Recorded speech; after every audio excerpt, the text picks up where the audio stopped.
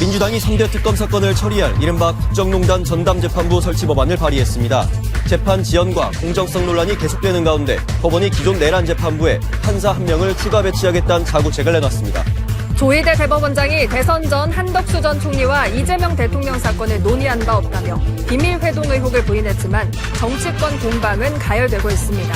민주당은 특검 수사를 촉구하며 사퇴 압박을 지속했고 국민의힘은 정치 공작이라고 맞섰습니다.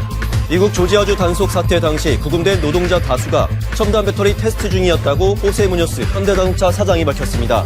무뇨스 사장은 또 한국산 자동차에 대한 미국의 관세율을 25%에서 15%로 낮추는 후속 합의를 서둘러 달라고 요청했습니다. 롯데카드 해킹으로 300만 명에 육박하는 회원 정보가 유출된 것으로 드러나면서 대표이사가 직접 사과했습니다. KT 소액결제 피해 규모도 갈수록 확대되고 있는 가운데 경찰은 중국 국적 피의자 2명을 구속하고 주범 체포에 수사력을 모으고 있습니다. 3대 특검이 수사한 사건의 재판을 각각의 전담재판부가 맡도록 하는 법안을 민주당이 발의했습니다. 재판부 후보 추천위에 여당 의원이 장관으로 있는 법무부가 참여하는 등 법원 외부 인사들이 재판부 구성에 관여하게 되는 거라 위헌 논란이 예상됩니다. 롯데카드 해킹 사고로 전체 회원의 3분의 1 가까운 297만 명의 정보가 유출된 걸로 확인됐습니다. 이 가운데 28만 명은 결제에 필요한 비밀번호 같은 핵심 정보까지 탈취당했습니다.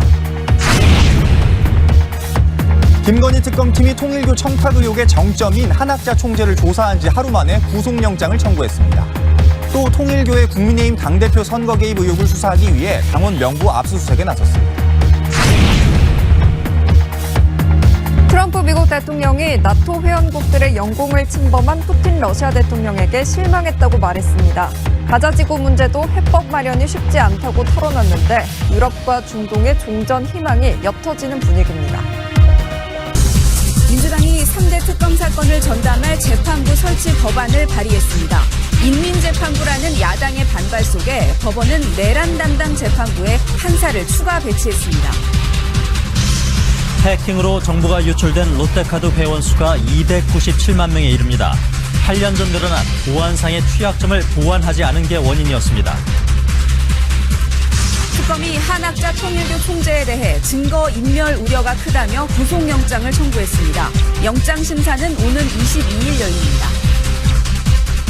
트럼프 대통령이 중국과 좋은 조건으로 관세 유예를 연장할 것으로 전망했습니다. 러시아 우크라이나 전쟁 휴전에 대해선 푸틴에 정말 실망했다고 말했습니다.